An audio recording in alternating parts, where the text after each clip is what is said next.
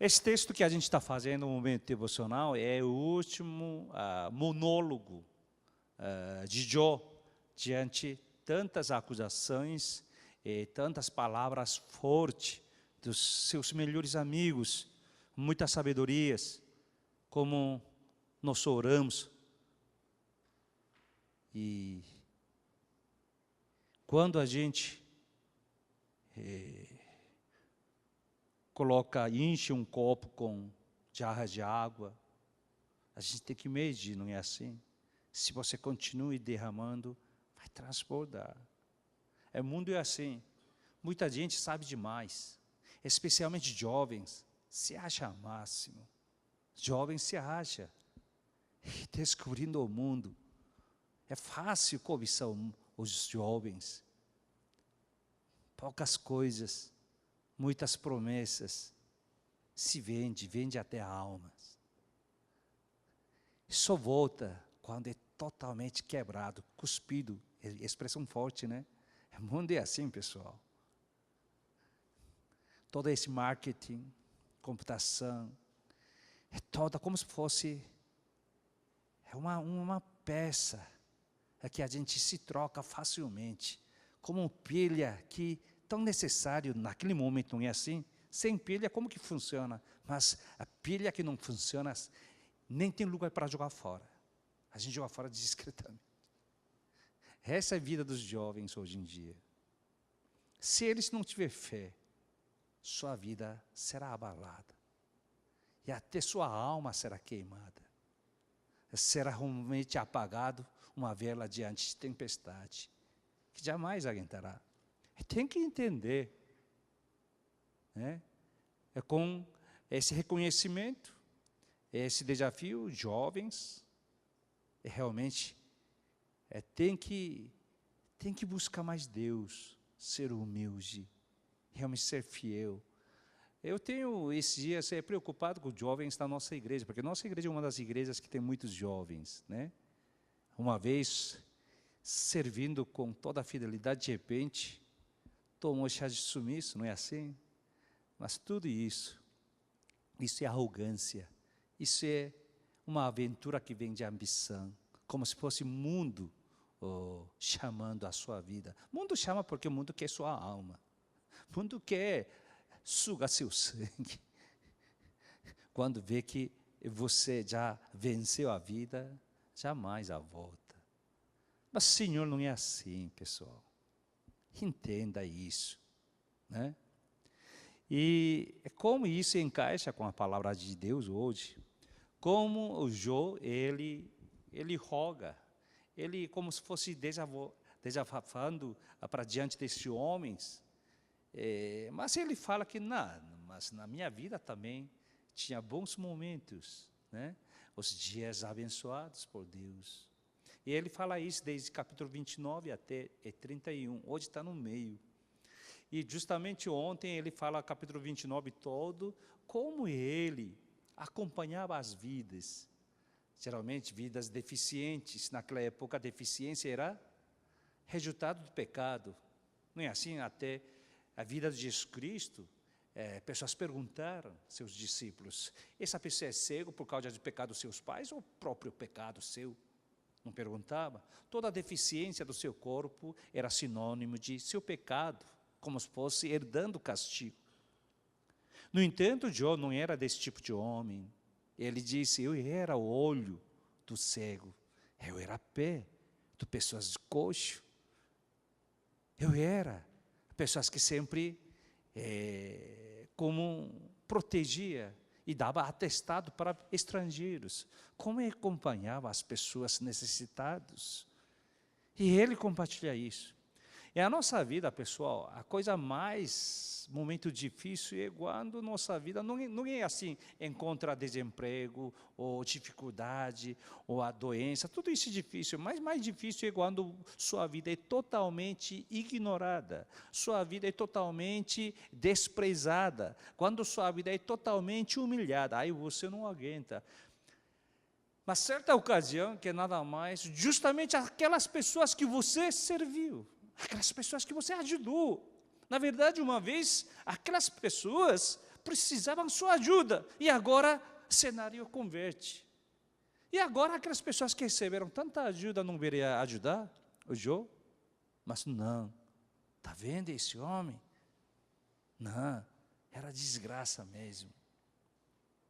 Como se fosse aquele todos os dias da bênção, como se fosse farsa, como desgraça de Deus, como se fosse mentira. Então imagina essas pessoas. Mas pior ainda hoje, esse texto é muito mais pesado, porque não é só aquelas pessoas necessitadas, deficientes, que receberam a ajuda de Jó, mas não somente eles que desprezam Jó, mas sim seus filhos que desprezam. Naquela época, até cultura oriental, e para judeus, para essa época, jovens, mesmo que velho é um pouco errado, tal, tem que respeitar. Imagina, os filhos dele realmente amaldiçoar Jó. Isso quer dizer que a família já tinha resolvido, aquele cara não presta, aquele cara é desgraçado mesmo. Aí que começa hoje a palavra de Deus. Mas agora se riam de mim os de menos idade, jovens do que eu. Como jovem está a nossa igreja, toma cuidado, né? Que fala qualquer jeito da igreja. Porque nossa igreja é uma igreja jovem, que deixa envolver jovens. Isso não quer dizer que vocês podem falar à vontade sobre a igreja. Cuidado suas bocas, suas línguas. Eu estou dando esse aviso, porque vocês erraram, suas tendências que estou falando. Uma vez você serviu, agradeça a Deus.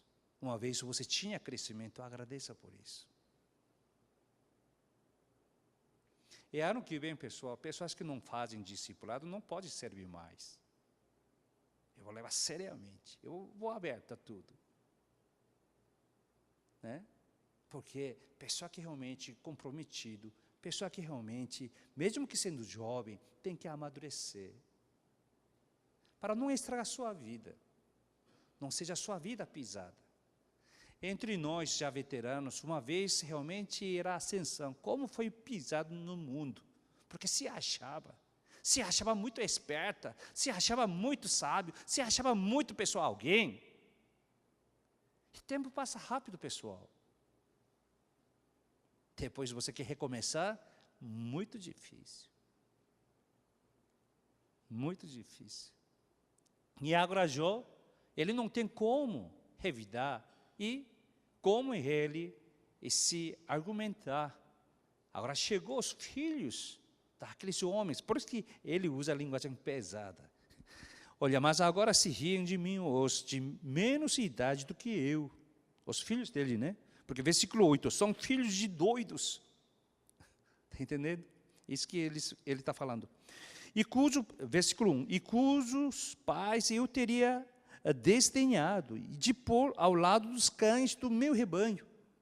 E aqueles seus pais nem tinham valor do que meus cães. Isso que ele está falando.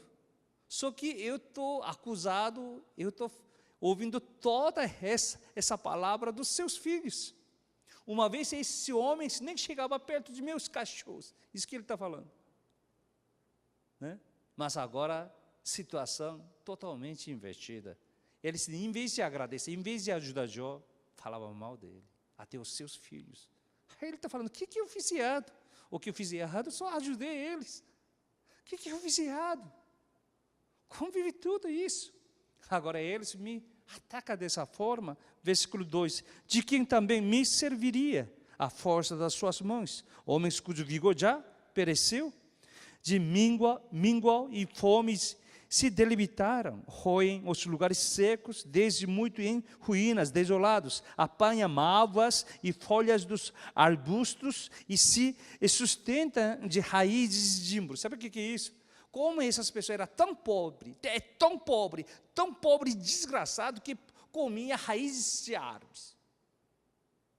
Essa é a situação que Jó ajudava. Isso que ele está falando. Puxa vida. Ajudava essas pessoas. Agora eu estou mal, por isso que eles me falam assim. Aqui nós podemos aprender muitas coisas, grandes coisas. Se entre nós Uma vez a pessoa serviu à igreja, uma vez a pessoa realmente se envolveu seriamente com a obra do Senhor. Se essa pessoa se encontra dificuldade, no entanto, a gente tem que orar e acompanhar e realmente compartilhar a vida, do que condenar as pessoas.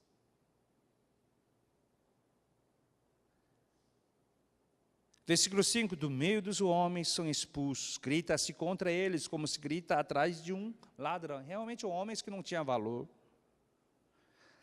Habitam nos desfiladeiros sombrios, nas cavernas da terra e das rochas. Eles nem tinham moradia. Bramam entre os arbustos, se ajuntam debaixo dos espinheiros. O que é isso? Uma desordem, né? Todo enrolados, entrelaçados, embrulhados. São filhos doidos, raça infame, e da terra são escorraçados. Só trabalhava, a terra deles era amaldiçoada. Ou melhor, e terra que não produz nada. Versículo 9, todo mundo junto já? Mas agora sou a sua canção de motejo, e lhe sirvo de provérbio. Abomina a mim, fogem para longe de mim, e não se avistem de me cuspir no rosto. Porque Deus afrouxou a corda do meu arco, e me oprimiu, pelo que sacudiram de si o freio perante o meu rosto. Não termina aqui, mas Jó entendia vagarosamente que tudo isso, o que está acontecendo, uma coisa que ele pode falar, uma vez eu vivi com tanta bênção de Deus, quando eu falava para pessoas, todo mundo fechava a boca, ontem fala como se fosse aquela chuva da bênção. Eles abrem a boca para realmente molhar a sua vida com a bênção, chuva da bênção. E eu que endireitava a vida deles. Mas hoje não, essas pessoas começam a falar mal de mim, e falam como se fosse eu sou desgraça de Deus. E aí ele reconhece, alguma coisa aconteceu na minha vida, que nada mais, Deus é só a sua bênção. A sua mão é estendida. Alguma coisa está ruptura, alguma coisa está acontecendo entre minha vida e de Deus. Ele percebeu. Mas quem fala esse jeito também, uma vez, é apóstolo Paulo, em Coríntios capítulo 4, versículo 9 a 13. Né? 1 Coríntios, capítulo 4, versículo 9 até 13, eu vou ler, tá? Que como o apóstolo Paulo, ele entendia, ele fala assim, porque a mim, me parece que Deus nos pôs a nós, os apóstolos, em último lugar, como se fôssemos condenados à morte, porque nós tornamos espetáculo ao mundo, tanto a anjo como os homens. Todo mundo fala, a gente virou piada das pessoas, o apóstolo Paulo está falando. Nós somos loucos por causa de Cristo, porque nós servimos tanto a igreja, nós servimos tanto a obra de Deus, por isso as pessoas nos chamam de louco. Como nós trabalhamos a missão, como nós levantamos essa igreja, como nós servimos a igrejas brasileiras, por isso nós somos loucos. Nós fomos chamados loucos. Por causa de Cristo, e vós sábios em Cristo, nós fracos e vós fortes, vós nobres e nós desprezíveis. Até a presente hora sofremos fome, sede, nudez, somos esbofeteados e não temos morada certa, e nós afadigamos, trabalhando com as nossas próprias mãos, quando somos injuriados, bendizemos, quando perseguidos, suportamos, quando caluniados, procuramos conciliação, até agora temos chegado a ser considerado lixo do mundo, escória de todos. Amém. Palavra forte, né? Não está? Não está forte, não? É forte, né? Chamava de apóstolo Paulo de lixo.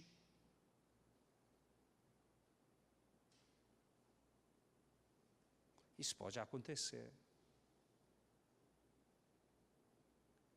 Quando você serve a igreja, Senhor, com a seriedade, se liderança não é bem preparado, essa liderança mesmo pode falar que nosso pastor é lixo. Não estou falando para mim, né? Espero que seja assim.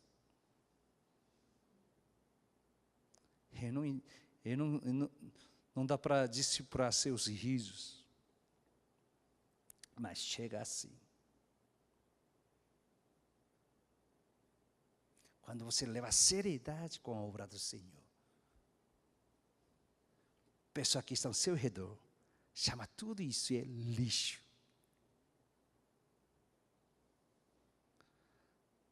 Mas quando eu ouço isso, eu sei que, como é bíblico. Aí eu fico encabulado, né? Porque me sinto como o apóstolo Paulo. Pena que nessa circunstância, irmãos, lembra bem suas vidas. Se você leva seriedade com o Senhor, o mundo te chamará lixo. Mas quando o mundo chama você preciosa, por ser especialmente jovens, se rala para o mundo, toma cuidado. Isso é mais perigoso ainda. Tudo bem, pessoal? E agora, Jó chegou a essa condição. Então imagina, ele estava pensando, né? O que ele fez errado? Quando ele estava em situação de cego, coxo, necessitado, quebrantado, estrangeiros, pessoas que não têm realmente uma ficha completa para realmente se apresentar. Então ele fazia papel de tudo, protetor, consolador e fiador, ele fazia tudo.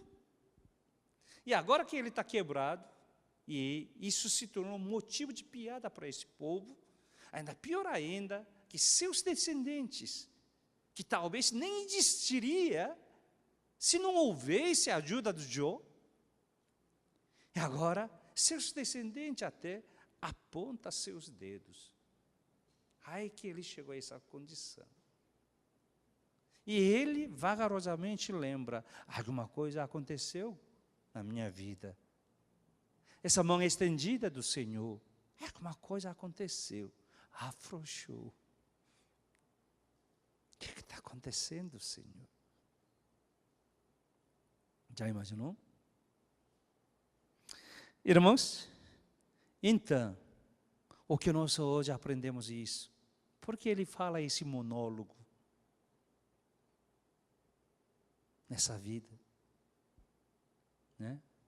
Mas aqui, ontem também eu desafiei no culto, mas hoje também eu desafiei a mesma coisa. Aqui tem uma coisa importante que a gente não consegue enxergar, mas temos que enxergar. O que é o cenário mais importante que a gente aprende desse jogo? Uma vez Jó era muito abençoado, não é assim? Então ele fala, eu fui assim abençoado, tudo isso, ele conta. Ele não para se vangloriar, porque de fato ele não pode explicar o que está acontecendo com a sua vida agora.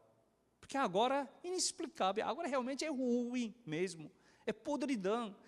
Até seu corpo está totalmente leprosa, e tem problema, talvez câncer de sua pele, é totalmente arruinada a sua vida. Não dá para explicar. E ele conta do passado, só que esse passado todo mundo sabe, mas ninguém reconhece. Todo mundo olha agora. E ainda, seus descendentes até envolvem para acusar e maltratar, e xingar, cuspir no rosto de Jó. Mas ele não fala, problema é vocês, mas ele fala, alguma coisa aconteceu.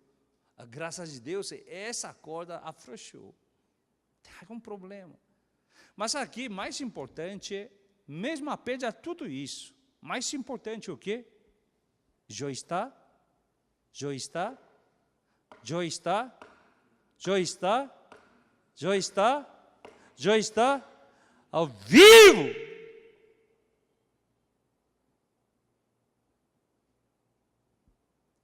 Repita comigo. Mais importante na minha vida. Estou vivo. Se você é morto, não dá para fazer nada. Mas se você ainda é vivo, ainda você tem vida. Pode começar tudo de novo. Deus nos ajude. Dessa vez não vai apagar a luz, não. A gente vai orar, luz acesa. Eu vou convidar a equipe de louvor, vamos cantar, Ele vem te salvar.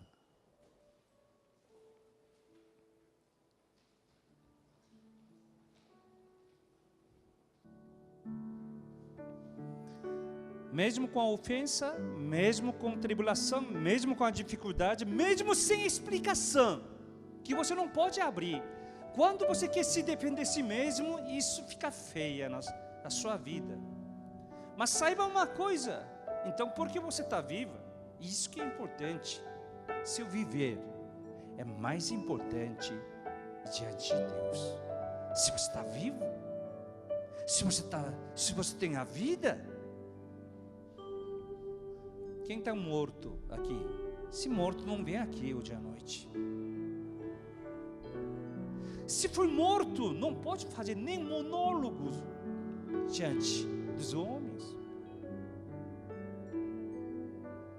Somos vivos, muito vivos. Está vendo o seu pastor muito vivo? E você está bem. Vamos louvar? Essa é a nossa oração.